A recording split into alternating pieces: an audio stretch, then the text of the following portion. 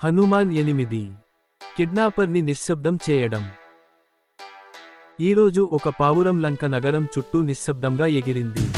ఇతర రోజుల్లో పావురాలు ఎగరలేదని కాదు, కాని ఇది చాలా దొంగ పావురంలా అనిపించింది. అది ఒక ఉద్దేశ్యంతో లంకకు వచ్చింది. అది నిశ్శబ్దంగా ప్రతిదీ గమనిస్తూ ఉండేది. దాని లక్ష్య పరిశీలన ప్రాంతం రావణుడి రాజభవనం. అది రావణుడి ప్రైవేట్ చర్చా గదిలోని లోపలి భాగంలోకి చొరబడింది. అది చూసినది చాలా ఆశ్చర్యకరమైనది. ఇప్పుడు వృధా చేయడానికి సమయం లేదు. ఇప్పుడు గమనించడానికి ఇంకేమీ లేదు. పావురం సముద్రం మీదుగా 100 యోజనాలు ఎగిరి రాముడి పాదాలపై పడింది. అది ఊపిరి పీల్చుకుని మూలుగుతూ, అయ్యో! పావురం తన రూపాన్ని మార్చుకుని దాని స్థానంలో విభీషణుడు నిలిచాడు. అతని ముఖంలో అత్యవసర భావన స్పష్టంగా కనిపించింది. పరిస్థితి తీవ్రతను గ్రహించి నాయకులందరూ గుమిగూడారు. ఓ రామా, నీ జీవితం చాలా ప్రమాదంలో ఉంది. రావణుడు నేను ఎప్పుడూ భయపడేదాన్ని ప్లాన్ చేశాడు. ఇది బహుశా మన గొప్ప పరీక్ష. ఇది మనం అర్థం చేసుకోగల దానికంటే చాలా క్లిష్టంగా ఉంటుంది. మన జ్ఞానాన్ని ఏకం చేసి నిజంగా ఐక్యంగా ఉండాలి. అక్కడ ఉన్న ప్రతి ఒక్కరూ అతని హెచ్చరికల నిజమైన అర్థాన్ని అర్థం చేసుకోవడానికి ప్రయత్నించారు. రాముడు మొత్తం విషయానికి గురించి చాలా ప్రశాంతంగా ఉన్నట్లు అనిపించింది. అతను చాలా ప్రశాంతంగా ఇలా అన్నాడు, నీ తెలివితేటలపై, గొప్పవారి అనుభవంపై మరియు హనుమంతుడి నైపుణ్యాలపై నాకు పూర్తి నమ్మకం ఉంది. నువ్వు చేపట్టాలనుకునే ఏ పనినైనా చేయడానికి నేను సంతోషంగా ఉన్నాను. కాబట్టి రాముడు లక్ష్మణుడితో బయలుదేరాడు. మొత్తం కోతుల సైన్యం చర్యలోకి దిగింది. మొదట ఇది గందరగోళంగా అనిపించింది, కానీ అందరూ తమకు కేటాయించిన ప్రదేశాలలో స్థిరపడిన తర్వాత ఇది స్పష్టంగా ఒక అద్భుతమైన వ్యూహం. కోతుల సైన్యం కోట గోడ ఆకారంలో అమర్చబడింది. కేంద్రం ఖాళీగా మరియు స్పష్టంగా ఉంచబడింది. ఆ విధంగా సైన్యంలోని ప్రతి మనిషి గోడ యొక్క ఒక భాగంలో నిలబడ్డాడు మరియు అందరి దృష్టి సుగ్రీవుడు మరియు అంగన్ కాపలాగా ఉన్న కేంద్రంపై కేంద్రీకృతమై ఉంది. ఇది పూర్తయిన తర్వాత ప్రణాళికలోని రెండవ మరియు అత్యంత సంక్లిష్టమైన భాగం అమలు కావడం ప్రారంభమైంది. గోడ బయట నిలబడి ఉన్నవారు హనుమంతుడు మరియు విభీషణుడు మాత్రమే. హనుమంతుడు తన తోకను సాగదీయడం ప్రారంభించాడు. అతని తోక సైన్య గోడ చుట్టూ ప్రదక్షిణ చేయడం ప్రారంభించింది. ఒక పూర్తి వృత్తం తర్వాత తోక మరింత విస్తరించి మునుపటి పొర పైన మరొక పొరను ఏర్పరుస్తుంది. ఈ విధంగా పొరలు ఒకదాని తర్వాత ఒకటి సృష్టించబడ్డాయి. త్వరలోనే మొత్తం సైన్యం హనుమంతుడి తోక గోడ లోపల ఉంచబడింది. 2 అంచెల కోట సృష్టించబడింది. మెరుగుపరచబడిన కోటలోకి ప్రవేశించడానికి మరియు నిష్క్రమించడానికి ఒక చిన్న ద్వారం మాత్రమే ఉంది. హనుమంతుడు వ్యక్తిగతంగా ఈ ప్రవేశ ద్వారం కాపలాగా ఉన్నాడు. రాముడు మరియు లక్ష్మణుడు వారి నడక నుండి తిరిగి వచ్చినప్పుడు వారి తెలివితేటలు మరియు వ్యక్తిగత ఇబ్బందులను లెక్కచేయకుండా వారికి సేవ చేయడంలో వారి తీవ్రమైన అంకితభావాన్ని చూసి సైన్యం ఆశ్చర్యపోయింది. విభీషణుడు వారిని కోట గోడల లోపలికి నడిపించాడు. రాముడు మరియు లక్ష్మణుడు ప్రవేశించగానే కోతుల లోపలి గోడ మొత్తం గౌరవంగా నమస్కరించింది. ఈ ఏర్పాటు పార్శ్వాల నుండి రక్షణ కల్పిస్తుందని విభీషణుడు వివరించాడు, కానీ ఆకాశం ఇప్పటికీ రక్షించబడలేదు. ఆకాశం నుండి రక్షణ కల్పించడానికి సుదర్శన చక్రాన్ని పిలవమని రాముడిని కోరాడు. రాముడి ఒక్క చూపుతో విష్ణువు సుదర్శన చక్రం లోపలికి జారిపోయింది. ఆ ప్రకాశవంతమైన చక్రం కోట చుట్టూ తిరగడం మొదలుపెట్టి ఆకాశం నుండి కోటను కాపాడింది. చాలా స్పష్టమైన సూచనలు ఇచ్చిన తర్వాత విభీషణుడు రాముడికి వివరించాడు, ఇదంతా రాముడు మరియు లక్ష్మణుడు ఆ రాత్రి బాగా నిద్రపోవడానికి మాత్రమే అని. రాముడు మరియు లక్ష్మణుడు నవ్వారు. మంచి నిద్ర పొందడానికి ఇది చాలా క్లిష్టమైన మార్గంగా అనిపించింది. అతని హాస్యం ఉద్రిక్త పరిస్థితిని తగ్గించింది. విభీషణుడు చాకచక్యంగా సుగ్రీవుడు మరియు అంగదులను కోట గోడ మధ్యలో ఉంచాడు. తద్వారా ఎవరైనా రాముడిని చేరుకోవడానికి ప్రతి రక్షణ పొరను ఛేదించగలిగినప్పటికీ వారికి వ్యతిరేకంగా పోరాడటానికి 2 శక్తివంతమైన సూపర్ పవర్స్ ఉంటాయి. సుగ్రీవుడు మరియు అంగదుడు నేలపై కూర్చున్నారు. రాముడు మరియు లక్ష్మణుడు నేలపై పడుకున్నారు. వారి తలలు ఇద్దరు వానర నాయకుల ఓడిలో ఉన్నాయి. ఇంతలో వేలాది మంది అప్రమత్తమైన కళ్లకు కనిపించకుండా బాగా దాగి ఉన్న చీకటి నీడ ఆ ప్రాంతాన్ని కప్పివేసింది. ఇది రావణుడి ప్రణాళికలో కీలక భాగం. నిజానికి ఇది రావణుడి చివరి ప్రణాళిక. భ్రాంతి రాజు మహిరావణుడు చర్యలోకి వచ్చాడు. అతను పాతాళలోకం నుండి రావణుడి స్నేహితుడు, పదలోకం. శ్రీలంకలో రావణుడు మరియు మహిరావణుడి మధ్య రహస్య సమావేశం జరిగినట్లు విభీషణుడు పొరపాటున కనుగొన్నాడు. ప్రపంచంలోని ప్రతి రాక్షసుడికి మహిరావణుడి మాయా శక్తుల గురించి తెలుసు. నిజానికి అతను మాయాదేవిని బంధించి ఆమెను బంధించాడు, మరియు దానిలో సుదర్శన చక్రం కాలిపోవడాన్ని చూసిన వెంటనే విభీషణుడు ఇక్కడ పనిచేస్తున్నాడని అతనికి తెలుసు. కానీ అతనికి విభీషణుడు ఎప్పుడూ చిన్నపిల్లవాడే. ఒక పిల్లవాడు కొంత దూరదృష్టిని చూపిస్తాడు. కోట ఉన్నా లేకపోయినా రాముడు మరియు లక్ష్మణుడు క్షణంలో అదృశ్యమవుతారు. ఇలా ఆలోచిస్తూ మహిరావణుడు కోట వైపు కదలడం ప్రారంభించాడు. అతను నడుస్తూ వెళుతుండగా అతని రూపం రాముడి తండ్రి దశరథుడిలా మారిపోయింది. హనుమంతుడు ప్రవేశ ద్వారం వద్ద నిలబడి అతను లోపలికి ప్రవేశించే వరకు అప్రమత్తంగా వేచి ఉన్నాడు, మరియు విభీషణుడు చుట్టూ గస్తీ తిరుగుతున్నట్లు గమనించాడు. విభీషణుడు హనుమంతుడిని దాటి మూలకు తిరిగేసరికి రూపాంతరం చెందిన రాజు దశరథుడు లోపలికి ప్రవేశించాడు. ఓ కోతి, నేను రాజు దశరథుడిని. నా కుమారులు రాముడు మరియు లక్ష్మణులను కలవడానికి నేను ఇక్కడ ఉన్నాను. చాలా సంవత్సరాలు అయింది. వారు అయోధ్యకు తిరిగి వచ్చే వరకు నేను వేచి ఉండలేను. వారు ఈ పాలకోట్లో ఉన్నారని నేను విన్నాను. నన్ను నా కుమారులతో ఉండటానికి నువ్వు దయ చూపిస్తావా? దశరథుడి ఈ మాటలు హనుమంతుడిని తాకాయి. విభీషణుడి మాటలు ప్రతిధ్వనించడం ప్రారంభించాయి. అతను భ్రాంతికి అధిపతి. ఏ సాహసం చేయకూడదనుకుంటూ, అదే సమయంలో రాజు దశరథుడిని అవమానించకూడదనుకుంటూ హనుమంతుడు సురక్షితమైన మార్గాన్ని ఎంచుకున్నాడు. విభీషణుడిని రండి. అతను ఈ కోటకు ఇన్ఛార్జ్. అతను అనుమతి ఇచ్చిన వెంటనే నేను నిన్ను లోపలికి తీసుకెళ్తాను. ఈ మాటలు విన్న దశరథుడు క్షమాపణలు చెప్పి విభీషణుడు తిరిగి వచ్చే వరకు కొన్ని నిమిషాల్లో తిరిగి వస్తానని చెప్పాడు. విభీషణుడు వచ్చినప్పుడు హనుమంతుడు తన రాకను దశరథుడికి వివరించాడు. విభీషణుడు వెంటనే మేల్కొని, నీ తండ్రి వచ్చినా నేను అనుమతి ఇవ్వకపోతే అతన్ని లోపలికి రానివ్వకు అని అన్నాడు. ఈ కఠినమైన హెచ్చరికతో అతను అన్ని దిశలలో గస్తీ తిరిగాడు. విభీషణుడు వెళ్లిన వెంటనే రాముడి సోదరుడు భరతుడు వచ్చాడు. రాముడిని కలవమని అతను అదే అభ్యర్థన చేశాడు. విభీషణుడు తిరిగి వచ్చే వరకు వేచి ఉండమని హనుమంతుడు మర్యాదగా అభ్యర్థించాడు. భరతుడు తొందరపడి వెళ్లిపోయాడు. విభీషణుడు తిరిగి వచ్చి భరతుడి రాక గురించి అతనికి తెలియజేసినప్పుడు అతను అదే సూచనను పునరావృతం చేశాడు. మీ తండ్రి వచ్చినా నేను అనుమతి ఇవ్వకపోతే అతన్ని లోపలికి రానివ్వకు.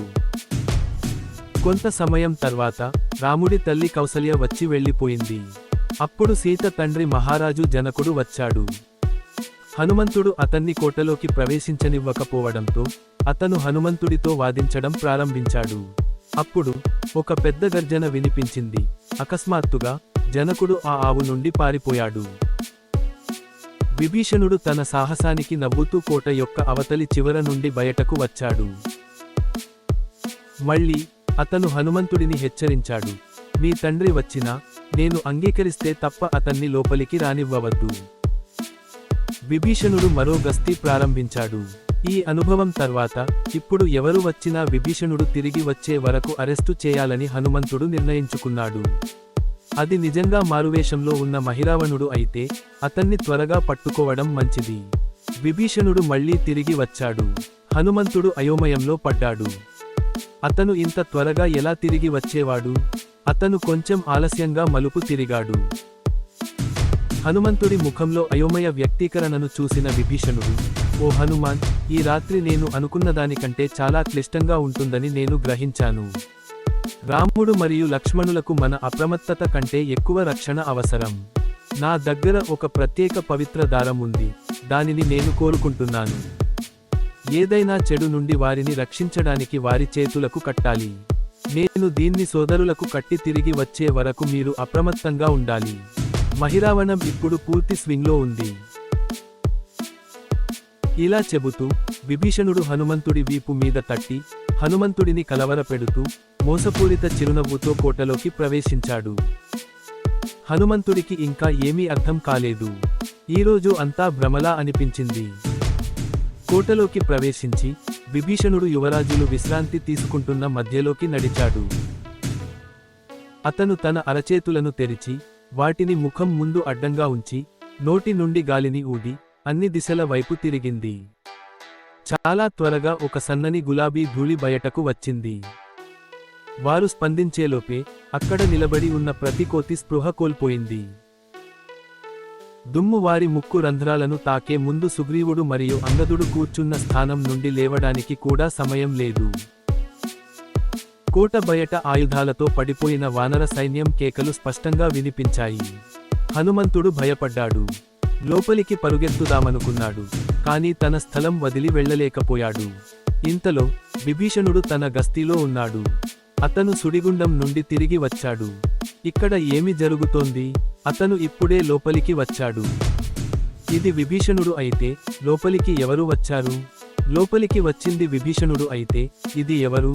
హనుమంతుడు విభీషణుని భుజాలు పట్టుకుని బలంగా ఊపడం ప్రారంభించాడు. మీరు ఇక్కడ ఉంటే రాముడి చేతులకు పవిత్ర దారాన్ని కట్టడానికి ఎవరు వెళ్లారు? మీరు ఎవరు? రాముడిని పట్టుకుని రావణుడిని గెలిపించాలనే మీ ప్రణాళిక ఇదంతా? మీరు దాతగా వ్యవహరించారు. అన్నింటికంటే మీరు ఒక రాక్షసుడు. మీరు ఇలా ఎందుకు చేశారు? వెంటనే విభీషణుడు రాముడి సంక్షేమం గురించి ఆందోళన చెందాడు. కాని హనుమంతుడు అతన్ని గట్టిగా పట్టుకున్నాడు. అతను ఒక్క అంగుళం కూడా కదలలేకపోయాడు. తన ఒప్పించే శక్తినంతా కూడగట్టడానికి ప్రయత్నించాడు. హనుమా, అర్థం చేసుకోవడానికి ప్రయత్నించు. నేనే నిజమైన విభీషణుడినని. లోపలికి వెళ్ళినది మహిరావణుడు. రాముడు ఇబ్బందుల్లో ఉన్నాడు. నేను రాముడిని ఏ విధంగానైనా మోసం చేసి ఉంటే బ్రాహ్మణుడిని లేదా ఆవును చంపిన పాపానికి నన్ను దోషిగా పరిగణించాలి. విభీషణుడి ప్రకటనతో హనుమంతుడు ఆకట్టుకోలేదు. బ్రాహ్మణుడు లేదా ఆవు మరణం గురించి రాక్షసుడు ఎందుకు ఆందోళన చెందాలి? హనుమంతుడు తన అమాయకత్వాన్ని కొనుగోలు చేయడం లేదని గ్రహించి అతను స్పష్టం చేయడానికి ప్రయత్నించాడు మరియు మరింత మాట్లాడాడు. హనుమా, స్పష్టంగా ఆలోచించండి. నేను రావణుడి గూఢచారిని ఎలా కాగలను? రావణుడి అధికారులలో ఎంతమందిని చంపడానికి నేను మీకు సహాయం చేశాను? రావణుడి ఎన్ని ప్రణాళికలను నేను మీ కోసం అడ్డుకున్నాను? నా స్వంత కొడుకు యుద్ధంలో చనిపోవడానికి నేను అనుమతించాను. నా నిజాయితీకి నాకు ఇంకా ఏమి రుజువు కావాలి? ఇది సందేహించడానికి సమయం కాదు. రాముడికి సహకారంతో సేవ చేయడానికి సమయం. రాముడికి ఇప్పుడు మనకు అవసరం. విభీషణుడి మాటలలో యోగ్యతను కనుగొన్న హనుమంతుడు తన పట్టును సడలించాడు మరియు విచారం అతని హృదయాన్ని నింపింది. అతను పెద్ద తప్పు చేశాడు. తప్పు వ్యక్తిని లోపలికి అనుమతించడమే కాకుండా సరైన వ్యక్తి గురించి అతనికి సందేహాలు కూడా ఉన్నాయి. పరిస్థితి యొక్క తీవ్రతను గ్రహించి విభీషణుడు కోటలోకి ప్రవేశించాడు. కొంత సమయం తర్వాత హనుమంతుడు తన తోకను అనుసరించి కోటను కూల్చివేశాడు. వారిని పలకరించిన దృశ్యం బాధాకరమైనది. ప్రతి కోతి అపస్మారక స్థితిలో పడి ఉంది. మధ్యలో సుగ్రీవుడు మరియు అంగన్ నిద్రపోతున్నారు. వారి కాళ్ళు అడ్డంగా పడి ఉన్నాయి. వారు మేల్కొనే అవకాశం కూడా లేదని సూచిస్తుంది. అత్యంత బాధాకరమైన విషయానికి ఏమిటంటే రాముడు మరియు లక్ష్మణుడు అదృశ్యమయ్యారు. వారు విశ్రాంతి తీసుకుంటున్న చోట అంతులేని సొరంగం ఉంది. విభీషణుడు విరిగిపోయి తాను అన్ని ఆశలను కోల్పోయానని బిగ్గరగా ఏడవడం ప్రారంభించాడు. విచారంగా మరియు నిరాశకు గురైనప్పటికీ హనుమంతుడు వానర యోధులందరి ముఖాలపై నీరు చల్లడం ద్వారా వారి స్పృహ తిరిగి పొందడానికి సహాయం చేశాడు. త్వరలోనే అన్ని కోతులు తమ ప్రాణాలను కోల్పోయినందున ఏడుస్తున్నాయి. వారిలో ఎవరూ స్పష్టంగా ఆలోచించలేకపోయారు. అది సాధ్యం కాలేదు. హీరో ఇలా అన్నాడు, రాముడిని వెతకడానికి మేము హనుమంతుడిని పంపుతాము. అతను ప్రవేశించలేని లోకం. ప్రతి కోతి కూడా హనుమంతుడు బాధితులకు ఏకైక స్నేహితుడు అని అంగీకరించింది. అక్కడ ఉన్న అందరి ఆశీర్వాదాలు పొందిన తర్వాత హనుమంతుడు సొరంగంలోకి తలదూర్చి దూకాడు. ప్రారంభ కొన్ని ప్రణాళికలకు ఇది స్వేచ్ఛా పతనం, కానీ దానికి మించి ఒక శక్తి అతన్ని లాగడం ప్రారంభించింది. ప్రయాణ వేగం పెరిగింది. వాయు కుమారుడికి కూడా అది చాలా వేగంగా ఉంది. అకస్మాత్తుగా అతను గ్రిడ్ నుండి విసిరివేయబడి నేలపై పడిపోయాడు.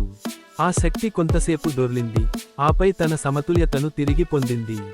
హనుమంతుడు తనకు ఏమి జరగబోతోందో గ్రహించిన వెంటనే పతనాన్ని తట్టుకుని వేగంగా సమతుల్యత సాధించడానికి ఒక సాధారణ కోతి రూపాన్ని తీసుకున్నాడు. చుట్టూ చూస్తూ అతను పదలోకం అనే మాయా నగరంలో తనను తాను కనుగొన్నాడు. రహస్యంగా అతను వింత భూమిని గమనించడానికి ఒక చెట్టు ఎక్కాడు. అతను ఎక్కిన వెంటనే ఒక కొమ్మ విరిగి పడిపోయింది, దృష్టిని ఆకర్షించింది. అకస్మాత్తుగా అందరి దృష్టి చిన్న కోతిపై ఉంది. ఒక వ్యక్తి ఇలా అన్నాడు, నేను పాతాళంలో ఒక కోతిని చూడటం ఇదే మొదటిసారి. అది ఎక్కడి నుండి వచ్చిందో నాకు ఆశ్చర్యంగా ఉంది. దూరం నుండి చూస్తున్న ఒక వృద్ధురాలు ఒక చెట్టు దగ్గరకు నడిచి నాటకీయంగా చెప్పింది, మన రాజు చనిపోయాడు, ఈ నగరం అయిపోయింది. ఇది విని ఆమె చుట్టూ జనం గుమిగూడారు. ఆమె కోతి వైపు చూపిస్తూ ఆమె ఛాతీని కొట్టుకుంది. ఆమె ఏమి చెప్పబోతోందో వినడానికి ఆమె చుట్టూ జనం గుమిగూడినప్పుడు ఆమె తన మెలోడ్రామాను కొనసాగించింది. మన రాజు మన నుండి దాస్తున్న రహస్యం ఉంది. అతను శపించబడ్డాడు. మానవులు మరియు కోతులు ఈ నగరంలోకి ప్రవేశించిన రోజున రాజు చనిపోతాడని మరియు నగరం నాశనం చేయబడుతుందని శాపం చెప్పింది. ఈ ఉదయం రాజు ఇద్దరు అందమైన పురుషులను స్వాగతించాడని మరియు ఇప్పుడు ఈ కోతి నగరంలోకి ప్రవేశించిందని నేను విన్నాను. నేను చెప్పేది ఏమిటంటే, మీరు మీ పని పూర్తి చేసి వెంటనే నగరం నుండి బయలుదేరండి. మిమ్మల్ని మీరు రక్షించుకోండి మరియు రాజు తనను తాను రక్షించుకోనివ్వండి. కోతి ఆనందంతో ప్రకాశించింది. ఆ ఇద్దరు అందమైన పురుషులు శ్రీరాముడు మరియు లక్ష్మణులు అయి ఉండాలి. ప్రేక్షకులలో గందరగోళం పెరిగే కొద్దీ అతను అతన్ని చూడలేదు. అతను చెట్టు నుండి చెట్టుకు దూకి ఒక అందమైన సరస్సును చేరుకున్నాడు. అక్కడ నీరు తీసుకురావడానికి వచ్చిన చాలా మంది స్త్రీలను అతను చూశాడు. ఒక సమూహం ఉత్సాహంగా మాట్లాడుకుంటోంది. అతను వారి సంభాషణను వినడం ప్రారంభించాడు. ఈ రోజు రాజభవనంలో ఏమి జరుగుతోంది? రాజభవనం లోపల నుండి సంగీతం ఎందుకు వినిపిస్తోంది? లోపలికి వెళ్లి ఇంత బహుమతులు అందుకోవడానికి ఇంత సంతోషంగా ఉన్న బ్రాహ్మణులను నేను ఎప్పుడూ చూడలేదు. దయచేసి లోపలి వార్తలను పంచుకోగలరా అని ఒక జిజ్ఞాసగల మహిళ రాజభవనం లోపలి గదుల్లో పనిచేస్తున్న ఒక వృద్ధురాలిని అడిగింది. ఆష్, ఇది చాలా రహస్యం. ఎవరికీ చెప్పడానికి ధైర్యం చేయకు. సాయంత్రం మహామాయ దేవి కోసం ఒక ప్రత్యేక యాగం జరుగుతుంది. నరబలి. రాజు ఇద్దరు అందమైన వ్యక్తులను కిడ్నాప్ చేశాడు. కొనసాగుతుంది. హనుమాన్ 9